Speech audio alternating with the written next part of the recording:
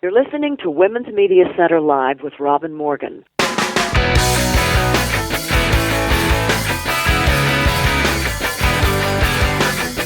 Welcome to Women's Media Center Live. I'm Robin Morgan. Well, it's another Buckle Your Seatbelts program today. My special guest for the entire program is White House Correspondent April Ryan, an uncompromising journalist who manages to survive being an uncompromising journalist and black and female through 4 presidents, well, 3 and the current occupant of the Oval Office. And I want to warn our affiliates we're going to run long today. Those of you who are listening online don't need to worry about that. But before we do any of this, we need to go inside the headlines.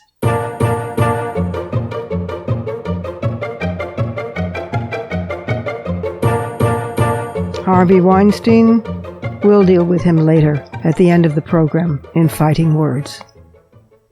Trump has signed an executive order to expand employers' rights to deny women insurance coverage for contraception on the basis of, quote, sincerely held religious beliefs or moral convictions, close quote. And the regime also issued sweeping guidelines on so-called religious freedom that would erode civil rights protections for LGBT people. The twin actions by the Department of Illness and Inhuman Services and the Injustice Department were intended to carry out a promise issued by Trump when he declared, "We will not allow people of faith to be targeted, bullied, or silenced anymore," close quote. Gee, tell it to the Muslim community. The contraceptive coverage mandate issued by the Obama administration under the Affordable Care Act removed cost as a barrier to birth control. More than 55 million women have access to birth control without co-payments because of this mandate, and under these new regulations, hundreds of thousands of women would lose those benefits. The Attorneys General of Massachusetts, Maura Healey, and of California, Xavier Becerra, filed lawsuits to block the new rules, which took effect immediately. Both said the rules violated the First Amendment, which bars government action respecting an establishment of religion. As Puerto Rico's death toll continues to mount, Trump tweeted that the Commonwealth, in effect, deserved it, being, quote, a disaster before the hurricane, and glowering that FEMA wouldn't stay forever. Many islanders feel FEMA hasn't yet arrived. You can almost understand why fundamentalist religionists believe in the concept of end times. Climate change, militantly ignored by Trumpists, brings us more intense hurricanes and now fires in California, north of San Francisco, that consumed 20,000 acres one day in 12 hours, and as I'm writing these notes, they're still raging.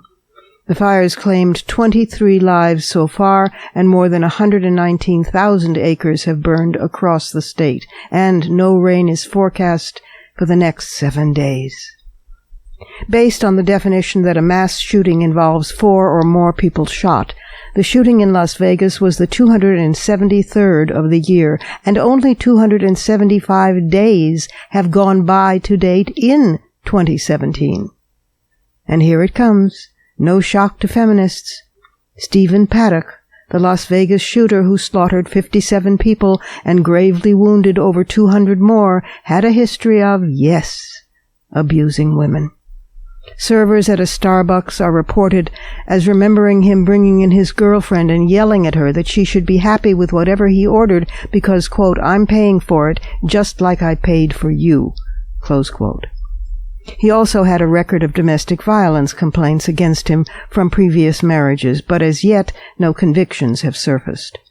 Why is it considered radical to demand that anyone who has ever been reported as being involved in perpetrating domestic abuse of any sort be henceforth and permanently barred from legally obtaining guns?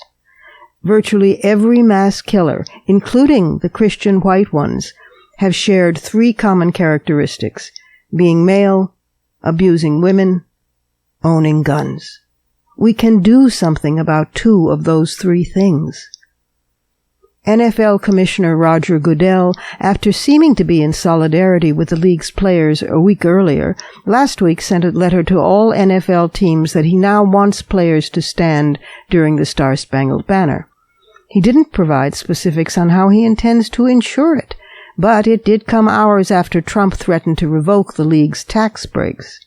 Trump then tweeted that this has been an order from Goodell, when actually it was a request. Goodell then tried to backpedal away from even the request. Don't you love people who have such stiff spines that they bend into pretzels with a passing breeze? Also, ESPN has suspended commentator Jemele Hill for 2 weeks because on her own personal social media accounts, she took on Dallas Cowboys owner Jerry Jones and his actual demand that players must stand for the anthem. She advanced the conversation and got suspended for exercising her free speech rights. Then again, Trump seems to have discovered new powers to threaten those who disagree with him, even if such powers would be illegal if they were not already imaginary. Revoking the league's tax breaks was one such power, not in his power. In just the last few days, he has threatened to revoke the NBC broadcasting license for daring to run the story that Secretary of State Tillerson called Trump a moron, and standing by the story. First of all, it's the FCC, not the president, who grants or revokes licenses, and that has to be for cause, not whim. Secondly, the FCC's power to grant or revoke extends only to local stations, not networks. The ignorance and arrogance of Trump are always outracing each other to some disastrous summit. Last, a stunning front-page New York Times piece by Jeffrey Gettleman described the plight of the Rohingya in Myanmar, Burma, in words so unforgettable that I simply quote a few lines here. Quote, "Hundreds of women stood in the river, held at gunpoint, ordered not to move. A pack of soldiers stepped toward a petite young woman with light brown eyes and delicate cheekbones. Her name was Rajuma, and she was standing chest high in the water, clutching her baby son, while her village in Myanmar burned down behind her. You, the soldiers said, pointing at her. She froze and squeezed her baby tighter. In the next violent blur of moments, the soldiers clubbed her in the face, tore her screaming child out of her arms, and hurled him into a fire. She was then dragged into a house and gang-raped. By the time the day was over, she was running through a field, naked and covered in blood. Alone, she had lost her son, her mother, her 2 sisters, and her younger brother, all wiped out in front of her eyes. Rajuma is a Rohingya Muslim, one of the most persecuted ethnic groups on earth, and she now spends her days drifting through a refugee camp in Bangladesh in a daze." Close quote. Aung San Suu Kyi, where are you? You are in danger of becoming the first Nobel Peace Prize laureate in history to later on be charged with crimes against humanity.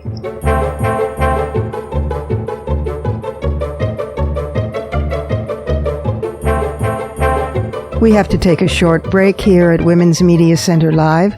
I'm Robin Morgan, and I will be right back with the Surrealism Corner, and then with April Ryan, extraordinary journalist, winner of the 2017 Women's Media Center She Persisted Award, and 30-year-old veteran of American Urban Radio Networks as the White House correspondent. Don't go away.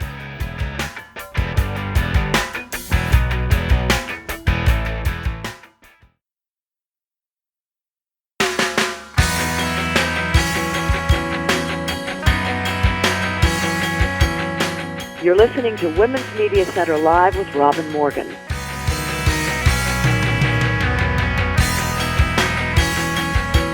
And we're back, just in time to peek into the Surrealism Corner.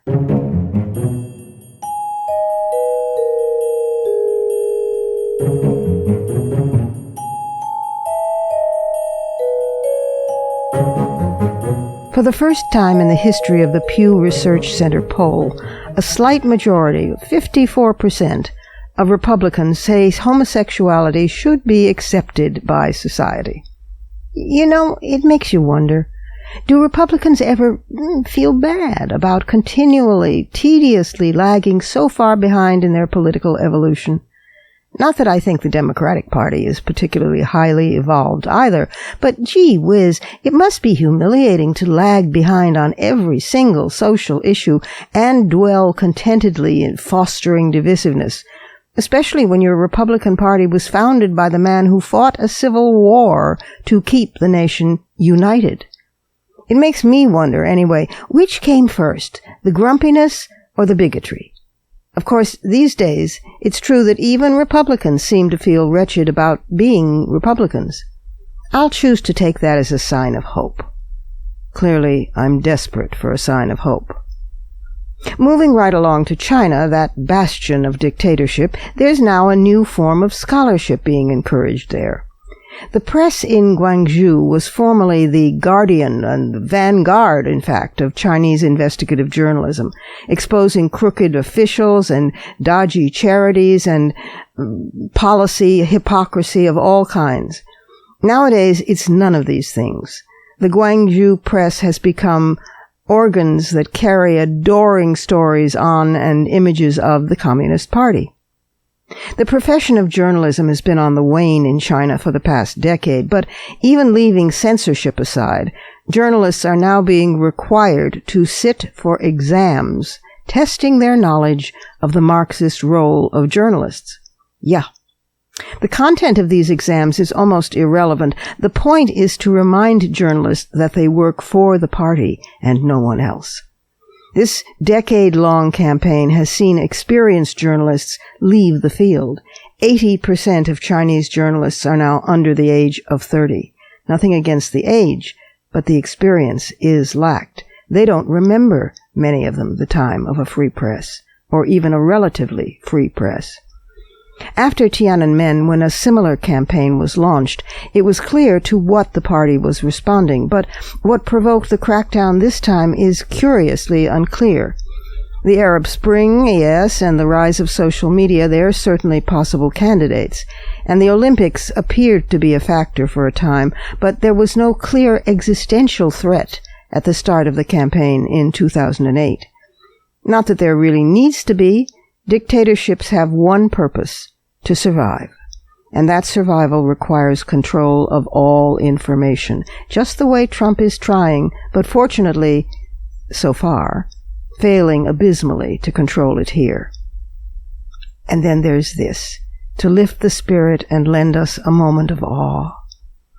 Life forms that could be 50,000 years old have been found in a Mexican cave system that is both so hot and so beautiful, it's been named both Hell and Fairyland. There, scientists have discovered life trapped inside crystals, life that could be 50,000 years old. The ancient microbes were found dormant in Nico, in Mexico's northern Chihuahua state. They were able to exist by living on minerals like iron and manganese. Dr. Penelope Boston, head of NASA's Astrobiology Institute, presented the discovery at the American Association for the Advancement of Science conference earlier this year. She said the creatures were like time machines, and she called them superlife. This might prove to be another example of how microbes can survive extreme, drastically punishing conditions on our planet. Dr. Boston plans more genetic tests for the microbes that she revived, both in the lab and on site. She's revived them. These life forms, 40 different strains of microbes, and even some viruses, are so unusual that their nearest relatives are still 10% different genetically from themselves. That makes their closest relatives as far away, Dr. Boston says, as humans are from mushrooms. The caves contain an abandoned lead and zinc mine, and they're over 2,600 feet deep. Before drilling occurred by a mine company, the mines had been completely cut off from the outside world. Some were as vast as cathedrals, with crystals lining the iron walls. They were also so hot that scientists had to wear cheap versions of spacesuits to prevent contamination with outside life, and also had ice packs all over their bodies. They could work only 20 minutes at a time before needing to duck into a 100-degree Fahrenheit so-called cool room. This is not the oldest extreme life we know about so far. Several years ago, a different group of scientists published studies about microbes that might be 500,000 years old and still alive, in their case, trapped in ice and salt. Dr. Boston is also studying unusual and extreme life through microbes found in the U.S., Ukraine, and elsewhere, ones that eat copper sulfate and seem close, as she puts it, to indestructible. She says, "It's simply another illustration of just how completely tough Earth life is." Yep, so tough that we human beings need, well, a surrealism corner.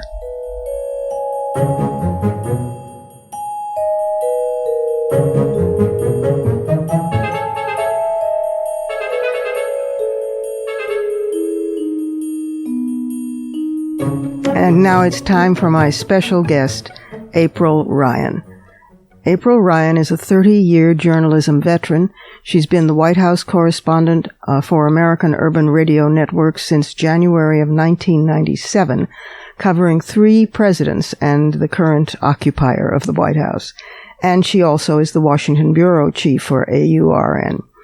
She's an author. She's the author of the best-selling book, The Presidency in Black and White, My Up-Close View of 3 Presidents and Race in America. The paperback of that has just come out, and we're going to discuss that.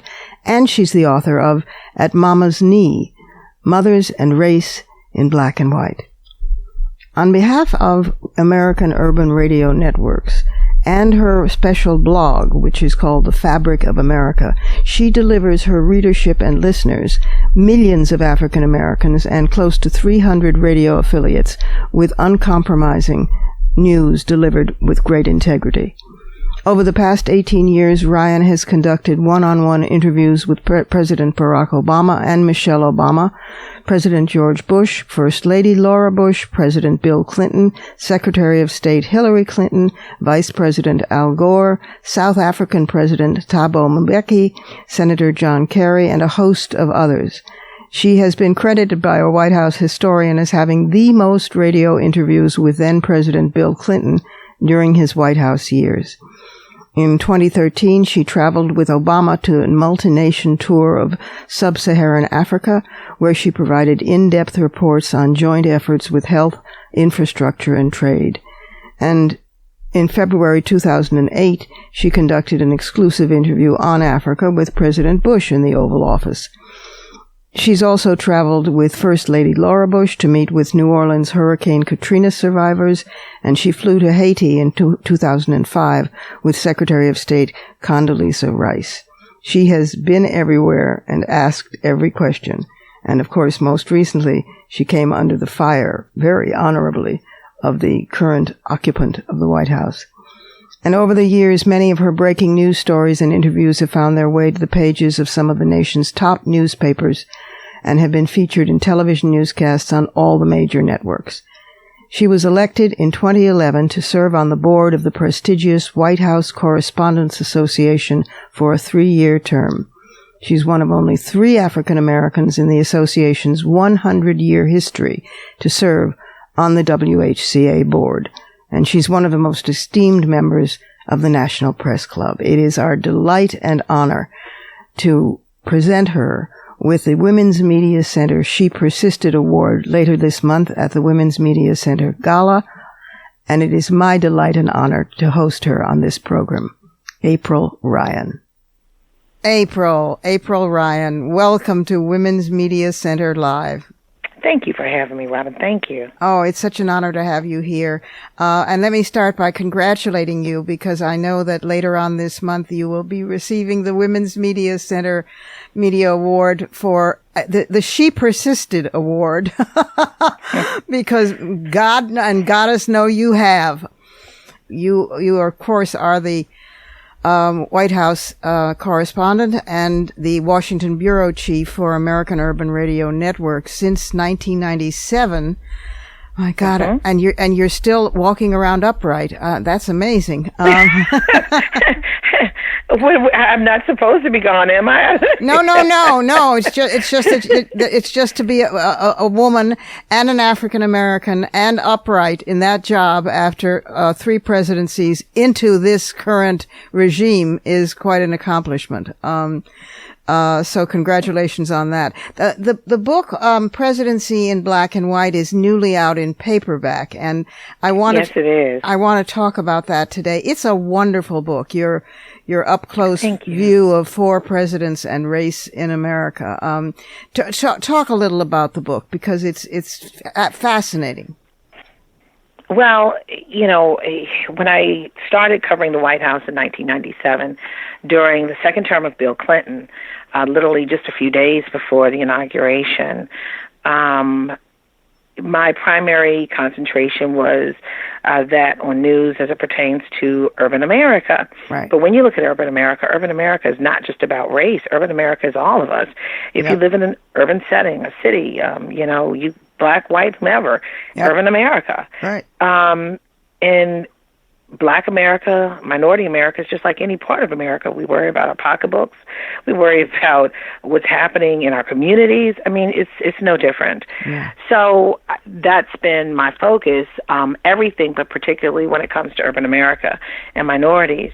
And I found through this walk, particularly even more so now, that race is always on the table. Mm-hmm. And it may not always make it above the fold or of the newspaper or in the A block of the news, but it's on the table in the White House. Yeah. And particularly now, we're seeing this dynamic, and if people understood how it's at play now and how it's being dealt with, because for real, these last couple of weeks, dealing from Charlottesville to the NFL, if people really only knew that some of this stuff was really scripted and it's causing a division, and if people were really to watch and listen versus getting upset and really looking at facts, I think we'd be in a better place. Interesting. Say more about that. It was scripted by... Well, I mean, just for instance, this issue with Vice President Pence going to Indiana. Oh, right. Just for the fact of protesting the taking a knee at the anthem. Right. Costing taxpayers an extra gazillion. Costing taxpayers hundreds of thousands of dollars. Yeah. So, 200 and some plus $1,000. And HHS Secretary Price was let go, resign, what have you, because of these exorbitant trips in these private jets. Well, so if you want to really talk about waste, we've got waste at the expense of the taxpayer and at the expense of a minority community that's hurting. You think? Yeah. So when I'm looking, and see, this is the crazy piece about it to me, Robin. I've seen presidents have to deal with these issues. We've seen Obama deal with the beer summit. We've seen George W. Bush have to really work with Katrina, and he's still trying to let that scab heal. Years after leaving the Oval Office, we saw Bill Clinton try to make people understand that we are a nation that's browning. It's not myth or conjecture. That's right. And we need to learn to get along. But this is different. This is so cynical. This is different. I mean, what's happening here? And Robin, think about this. A couple of weeks ago, there was Charlottesville. Right. And this president got in trouble, left and right. He was a lightning rod. Charlottesville was a lightning rod. He came out about 6 or 7 times because he couldn't get it right. Right. So when he went to Alabama a few weeks ago to support a candidate that did not win, he instead did not bring Charlottesville in. He brought another issue that will bring his base together and rally behind him. This issue that had been going on without him even mentioning it, the NFL, he found an issue that could have been a lightning rod that people could rally around him with. Right. Is it to deflect, you think, from attention from other issues? Is it to... Right. It's distracting attention from other issues. The fact that he couldn't get ACA through. Right. The fact that he's having a lot of problems in a lot of different areas, from Russia to this to that. And what they're doing is they have built a narrative around this flag flap or the anthem flap, taking a knee flap. Right. It's not about the flag. It's about patriotism at its utmost. Of course. Where people want to challenge the system to make it better because there continues to be a problem of police-involved shootings. And I've seen presidents go in and talk to all sides to try to fix it instead of stirring the pot. Yeah. Well, creating more division. But he wants to create division because I mean, when you're in trouble, when in doubt, stoke racism. Right. Satisfy your completely insane base. I noticed that the Las Vegas shooter, who was non-immigrant, non-black, non-Muslim, non-female, all those things, suddenly he was not a terrorist. Right. Exactly. And whereas the but yet Ted Kaczynski, right, and also Ted Kaczynski, the Unabomber, and also Timothy McVeigh, the Oklahoma City bomber. Right. None of them somehow none of them are terrorists. Please give me a break. That's domestic terrorism. Of People course it died. is. Of course it is. And you plot and plan. That, I don't know. And the same with the bombings of abortion clinics, and the same with the, bombings of the Southern Poverty Law Center. I mean, all of that is terrorism. The kid who killed the children at Sandy Hook. Yes. I mean, and then Dylan Roof. I mean, that's right. At Mother Emanuel. I mean, the list goes on. Yeah. It's terrorism of our own people. How? So I don't know. There's hypocrisy. There's a lot of hypocrisy going on. But, as a reporter, we see what we see. I sit at this crazy perch. I know. And so I bring it to your attention. And that's when the dialogue begins. And sometimes our questions do change policy or change minds, change hearts, change issues in Washington, because people are not hearing it, and they hear it from our questions or find out different things when we start bringing issues up. The media, the free press, and of course, the credible, the credentialed. Yes, and of course, all of us, the media is under a huge assault right now by the Trump regime and by Russia and by the misuse of the internet. There you are, with a double, a double front that you're covering, from your perspective, female and African American. It must be insane there these days, April. I mean, you of course came back into the prominence of the American consciousness with Trump when you asked him about the CBC, the Congressional Black Caucus, early in his regime, and he, obviously thinking that all black people must naturally know each other and that all women are secretaries, he suggested that you set up a meeting with your repeatedly trying to say, no, I'm a reporter, and him saying, yeah, go ahead, set up a meeting. I mean, is it generally known and hooted at in the corridors of the White House press corps that we are dealing with a stark raving maniac here? I don't want to put you on the spot.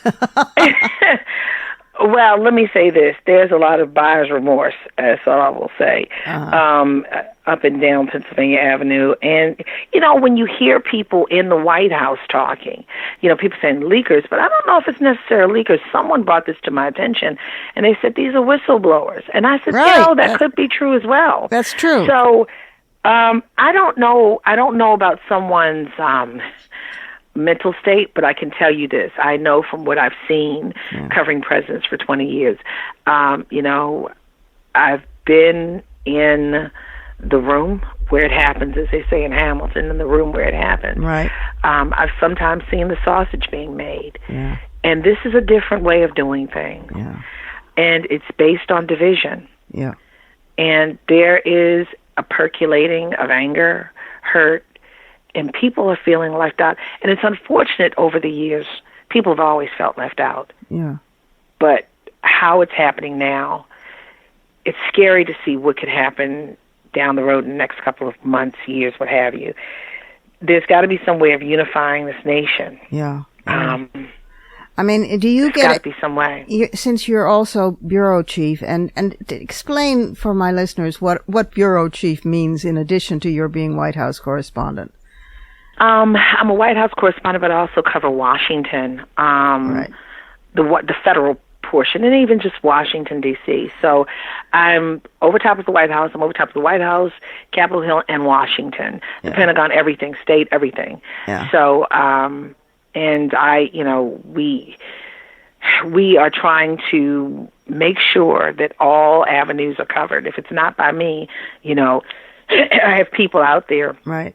who give us the information, Right. report back, so we can pull it all together. Do you? So, in your sniffing, yes, in your sniffing around on Capitol Hill, do you get any feeling that we're that the Republican-controlled Congress is moving, however minuscule inches toward either the 25th Amendment or impeachment, or is everybody waiting for Mueller?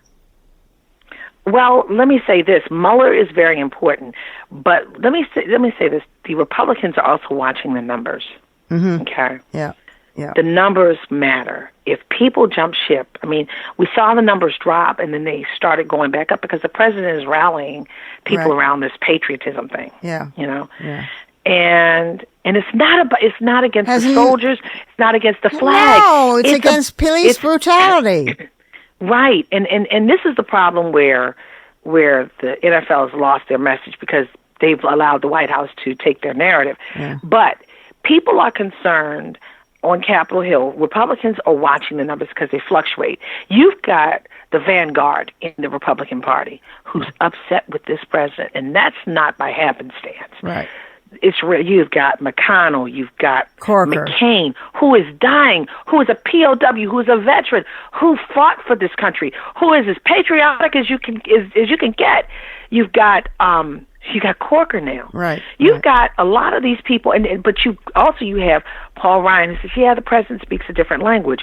But then you also have people inside the White House. Uh-huh. But Paul Ryan's going to stay with the president, but he does acknowledge that the president comes at it in a different way. Right. But you have people like General Kelly and Rex Tillerson, who Republicans are propping up and making them stay because it's so tough. Right. But I'm going to say this: when Mueller comes, because Mueller is doing what he has to do with his broad scope. Right. When Mueller starts connecting the dots, that is when I believe people will start listening more. Now, the question is, will they fully believe? Will they take it? But I believe Mueller is going to be the one who really is going to have the axe to swing. And we'll see how hard that axe starts to begin to chop down this tree. So basically, it's going to be the confluence of the evidence that Mueller can assemble and is doing obviously due diligence on, combined with the the numbers and the numbers dropping. Right, exactly. And also, I think the fact that this president is different, and people don't like him on Twitter. Yeah. People don't like it on Twitter. I mean, even his supporters don't like it. Right. This president sometimes is his own worst enemy, so we have to see how things play out. Yeah. But Mueller is a big piece to this. The numbers are a big piece to this. And the president, in his own new presidential ways, he says he's a modern presidential. Oh, yeah? So some people are not used to that, you know? Yeah, I wouldn't call it modern. I can think of a number of other words for it, some of which I can't say on air. I never do, April. I look to role models like you, but I can't match them. We have to interrupt here. Just for a quick break, this is Women's Media Center Live. I'm Robin Morgan, but we will return directly with an incredibly moving exclusive interview with April Ryan, who in this second part, next segment, calls herself I Am the Dream of a Slave, in speaking about her grand ancestor, who was an enslaved man. So stick with us. The best is yet to come.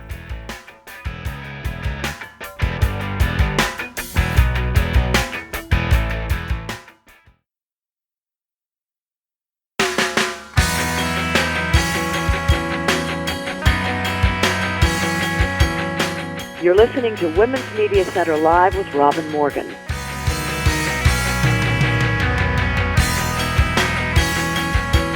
And welcome back again to the second part of our two-part in-depth interview with April Ryan, White House correspondent for the American Urban Radio Networks, author with a new paperback coming out about her experience as White House correspondent, awardee from the Women's Media Center for the 2017 She Persisted Award, and my very special guest.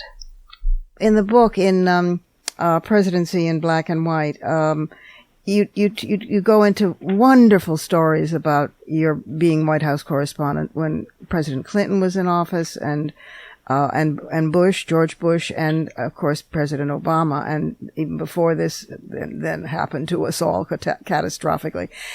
Tell the story about the soul food dinner and President Clinton, because it's a wonderful up tempo example of the kind of stories, intimate stories you tell in the book.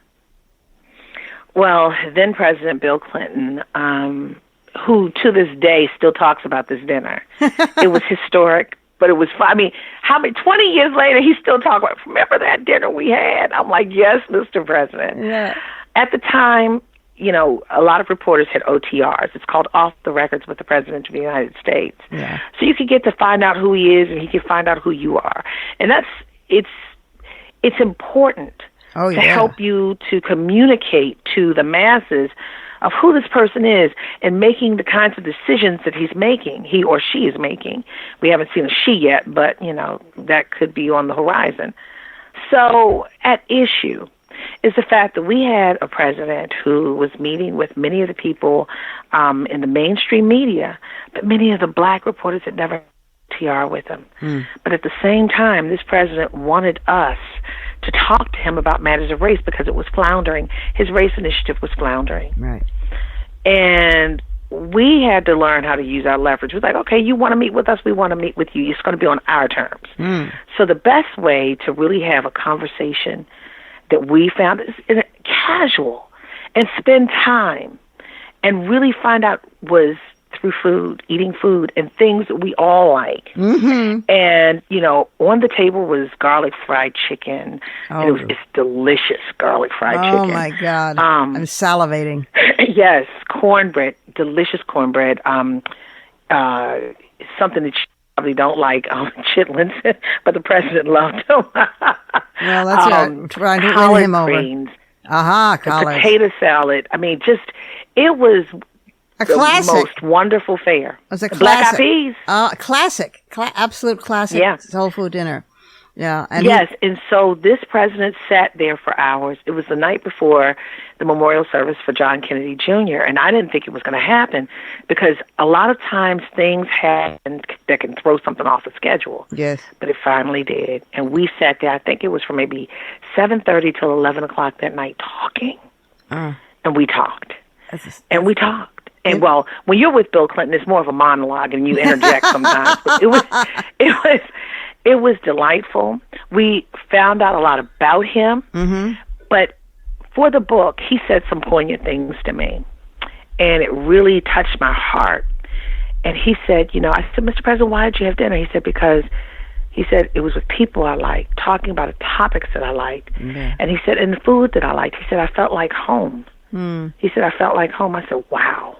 Yeah. There's also the absolutely devastatingly moving trip that you went on with President Obama to sub-Saharan Africa and the door of no return, and you went there twice, in fact. No. No? Each president.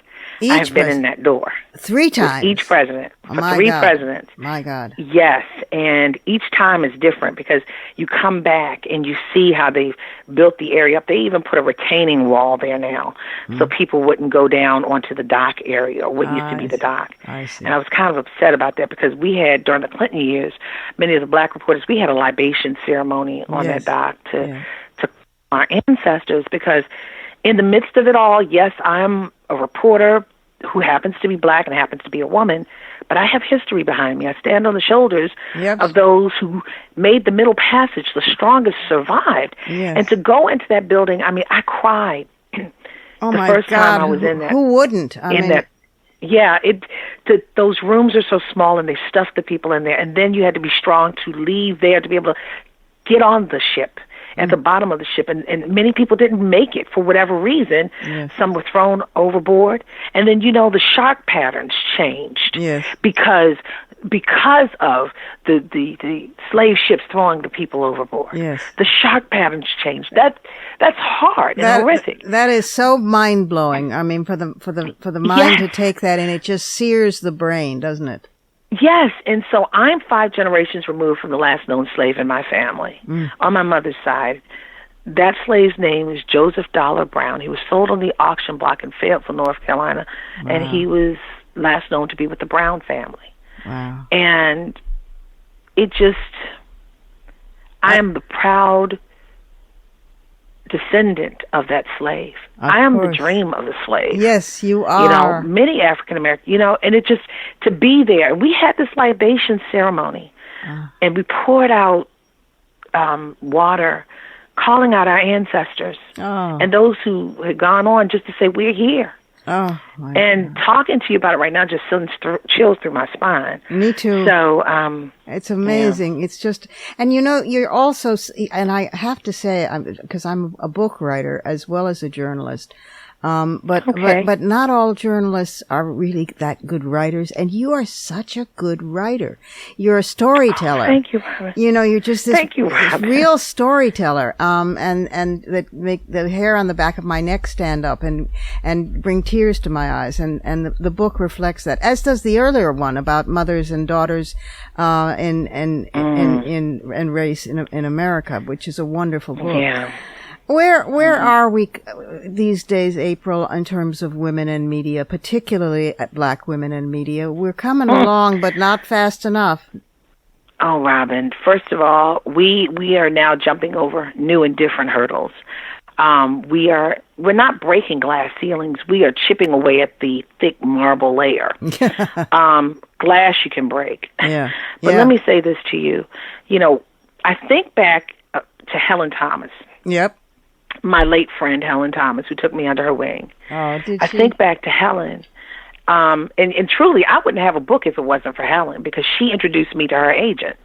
And Diane and I have still been together. So that's wonderful.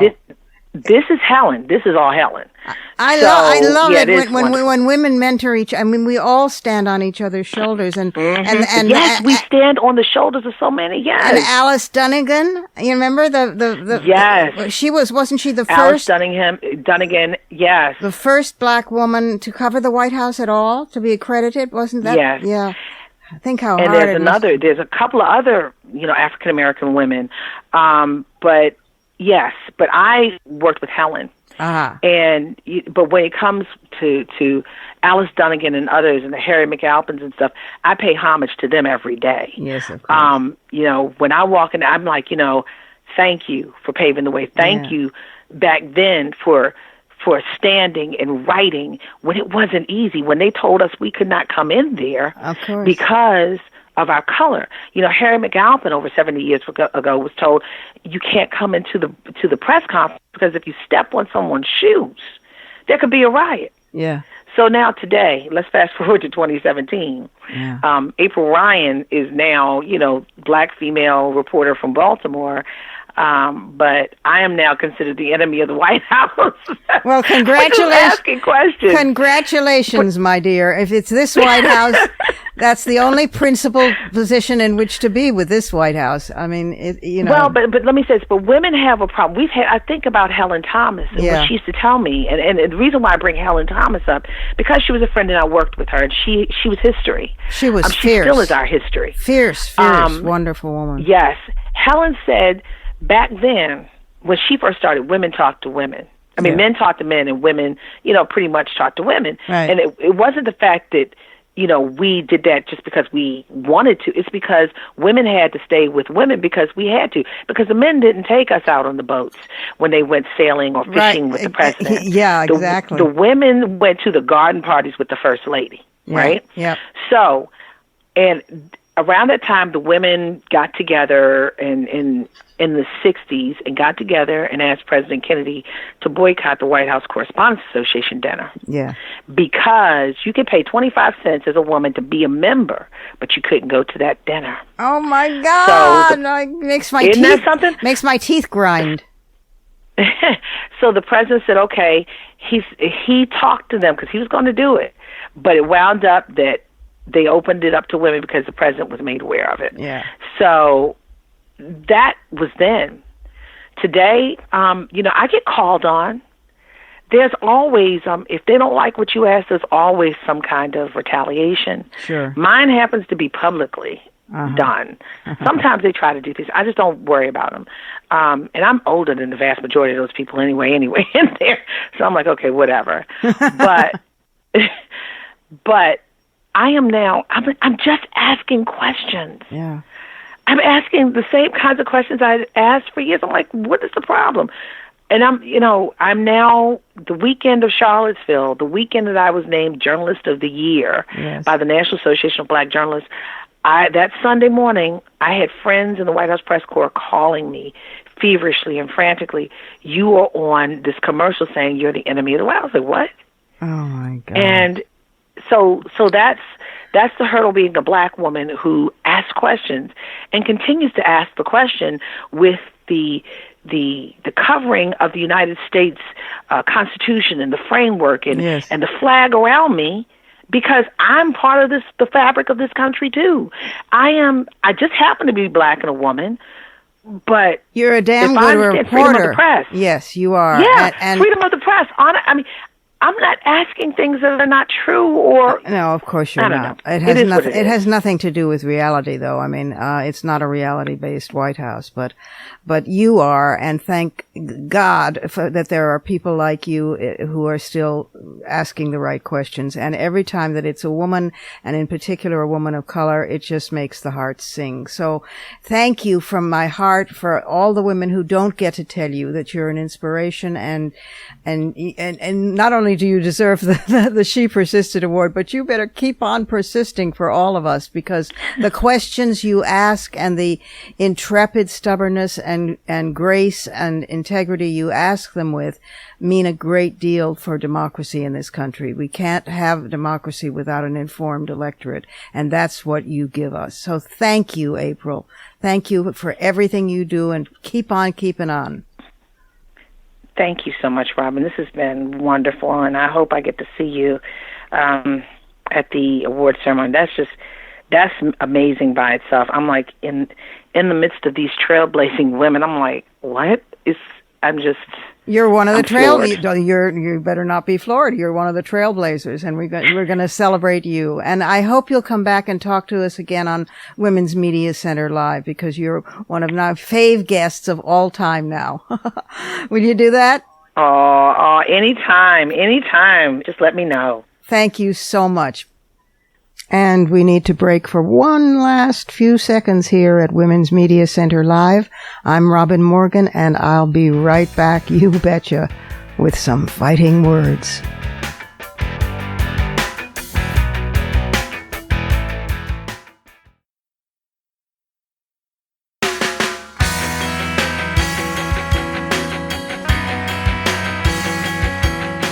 You're listening to Women's Media Center Live with Robin Morgan.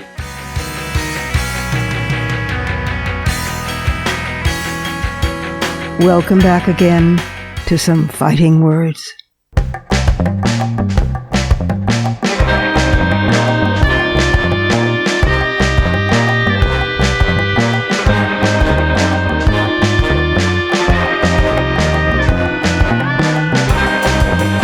My God, how long it takes.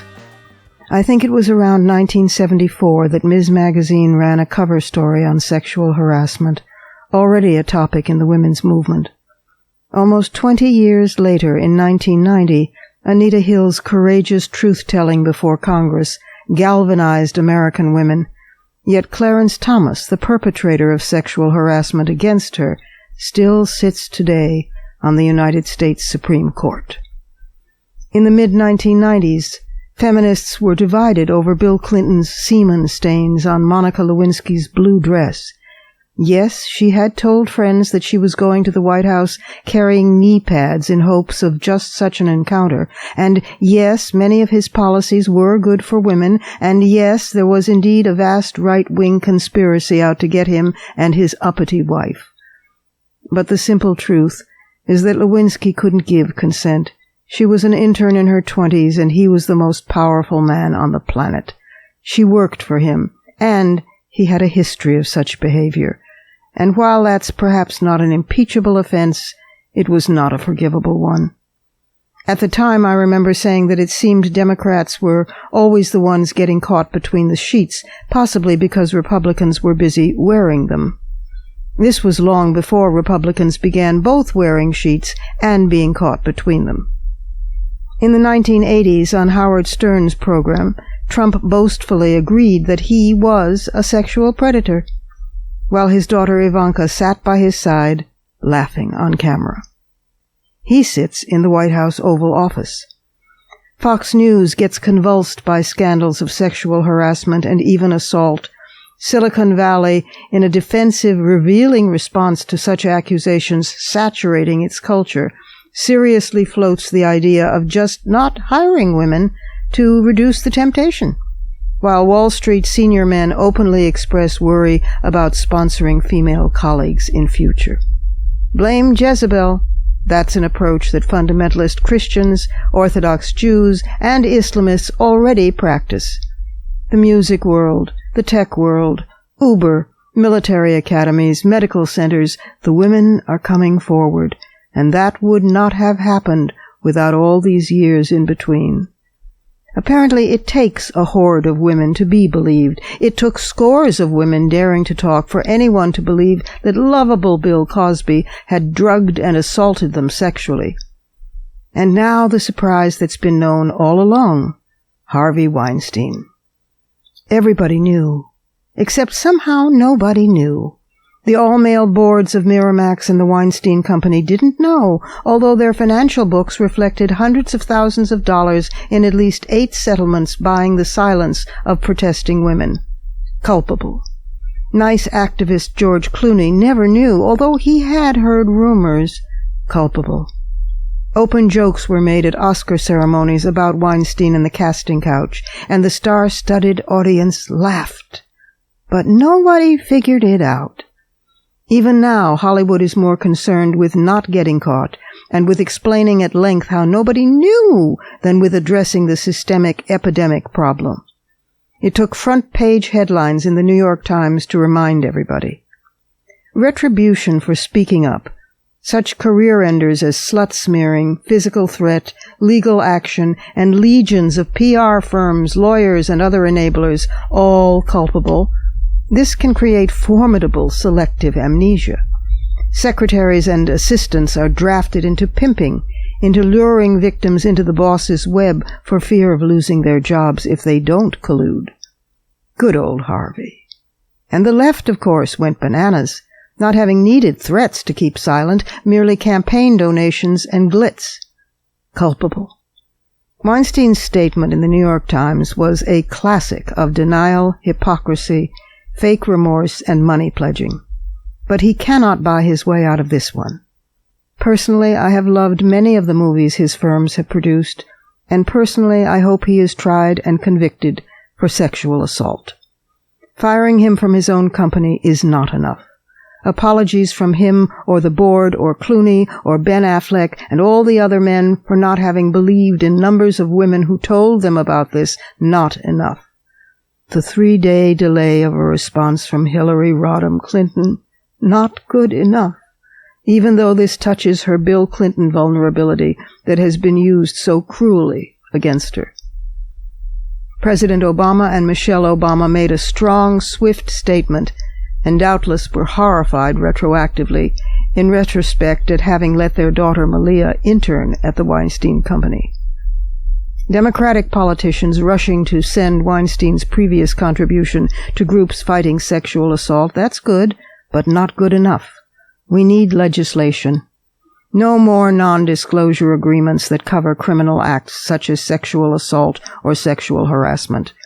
Reform of mandatory arbitration clauses, cutting them from employment contracts, thus giving harassed workers the chance to go to court. Waiving the statute of limitations on sexual harassment and sexual assault, and waiving such statutes of limitation on former non-disclosure agreements by women who reported sexual harassment back then, so that now they can go public. We live in a celebrity-obsessed culture, so yes, it is important when Taylor Swift speaks out, and Ashley Judd and Angelina Jolie, but it's the lesser-known women who suffer even more. Destroyed careers, destroyed lives, destroyed dreams. New York Times film critic Manohla Dargis wrote a superb piece about this plague of male power and silence, which she named The Banality of Abuse. One of the many times it happened to her, for example, she describes as having been not even traumatic, but ordinary, the perverse, insistent matter-of-factness of male sexual predation. That is the point. So sorry, liberals and Democrats and leftists, it isn't only conveniently the O'Reillys and Roger Aileses and Trumps who demean and assault women. Sorry you can't hide your hypocritical hearts by only attacking when right-wingers are the culprits. Because the truth, the horrible truth, is that nice guys rape, too. The truth is that the boys next door harass and make sucking noises and call women names fit for animals and for produce. The truth is that still in 2017, appallingly few decent progressive men actually get it, or even want to get it. This will not truly change until women get power. In Hollywood, the entertainment business, and everywhere else as well. To remind yourself just how drastic the imbalance of power is in movie making, look at the status of women in the U.S. Media 2017 report from the Women's Media Center at womensmediacenter.com. Nice guys who want to be good guys. Believe women when they tell you what they face every day. Speak up too. Try putting your own lives and careers on the line to stand by and beside us. And women, come forward and tell our stories. Because if we are not for ourselves, then who is for us? When I was 4, my mother and aunt brought me to visit elderly scholars at a Jewish home for the aged, said to be very respectful of them. When they weren't looking, one old man who smelled funny took me to see the Torah and lifted my skirt and grabbed me hard between the legs. When I was 8, a beloved father substitute, a white Franciscan, nympholeptic Catholic priest, sexually abused me. When I was 16, a handsome white young concert pianist tried to sexually assault me. When I was 18, a radical, blind, and disabled African-American professor sexually harassed and tried to rape me, hitting me with his cane as I slipped out of his grasp. In the civil rights movement, both black and white men shared a common address to all the women. How about giving me some of my civil rights tonight, huh, baby? When I was in my 20s, so-called sexual revolution pressure caused me to collaborate in my own rape more than once, and a Vietnamese poet I was helping emigrate became forceful when I declined his insistent marriage proposals. In my 30s, my white boss at Grove Press hit on me, and I probably would have been fired for denying him, except that I was already about to be fired for union organizing in the publishing industry. When I was in my early 40s, a well-respected liberal lawyer, especially known for his civil rights work, who was at the time also the lover of a long-time dear woman friend, another well-known feminist, chased me around the room, pinned me down, unzipped himself, tore at my clothes, and tried to penetrate me. Those are just some of the headlines. It's not as if there wasn't more than one such occurrence per decade. I've never told some of these stories until now, despite writing 6 books of intimate poems and a revealing memoir. Why? Why? The reasons changed as life changed. As a child, I thought maybe I was making it up. I didn't believe myself. My mother and aunt said, "Be respectful." As a teenager, I had a crush on my assailant, the pianist, so despite being deeply hurt, I wanted to protect him. Later, I told myself I didn't want to ruin the lives of those men old or young, those men who are blind or disabled or talented or black or liberal or civil rights organizers or political brothers. Later still, I told myself I didn't want to provide ammunition to psychologically reductive opponents of feminism who would try to reduce my politics to personal neurosis based on these incidents. I told myself this, even though I knew that such assaults on body and spirit are the ordinary, commonplace tick-tock of every woman's daily life. Still later, I told myself I couldn't endure hurting my woman friend by telling her what her lover had done.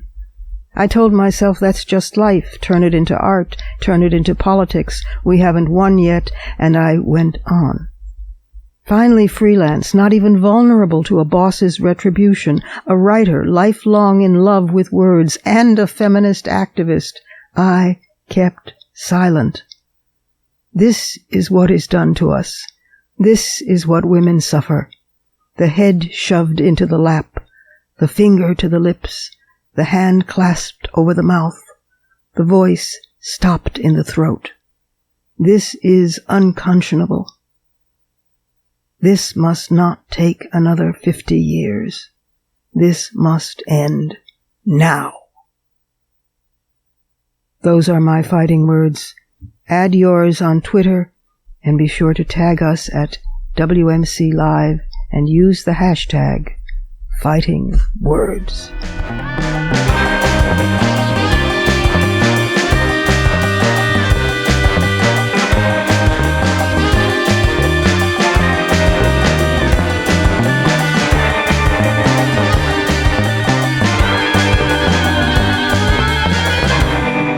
And that's it for today.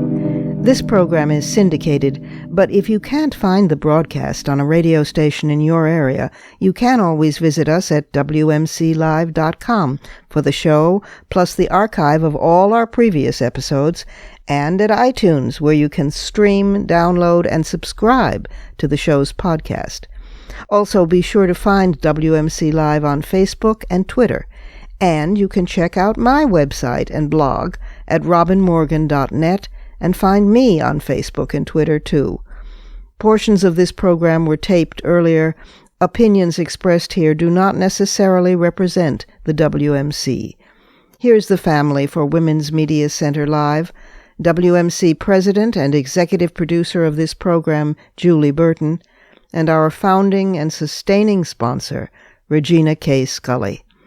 I'm Robin Morgan, your producer and host. Thank you for being with us, and don't forget to join us next week right here on Women's Media Center Live.